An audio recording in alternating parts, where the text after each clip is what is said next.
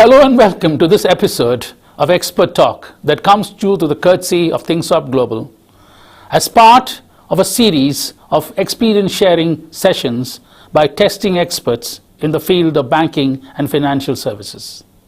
Today we have with us P. Rajaram, a principal consultant with Thinksoft, as he delves into the challenges faced by a large Middle East bank as they decentralized from their legacy system to a more modern one. Over to you, sir. The enormity of the size of the BFSI sector gets reflected in an interesting piece of statistics. In the financial year 2008-2009, the assets of 1,000 largest banks in the world had grown to a record $96.4 trillion US. When a large consumer bank in the Middle East decided to change over from a 20-year-old branch-based decentralized system to a modern centralized system, it was faced with a host of challenges. Besides the usual lack of documentation on the old system and its processes, there was an added dimension in that the beta version of the product was made available for implementation, necessitating independent quality assurance. Since the bank had worked with Thinksoft in the past, they relied on us for this critical activity. But was this a routine implementation, or was there something more in store? In retrospect, I think the bank felt the challenge wasn't enough for Thinksoft because in the middle of the implementation, the bank decided to acquire and merge another bank.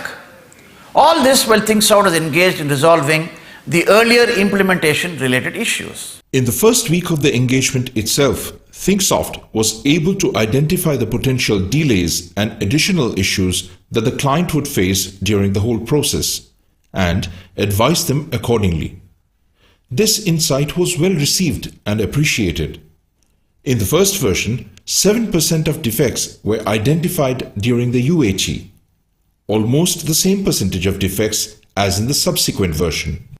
Gradually, through the engagement, Thinksoft grew into a 25-strong team, doing not only quality testing and quality assurance, but also manning a help desk, supporting the branch users, training, and so on.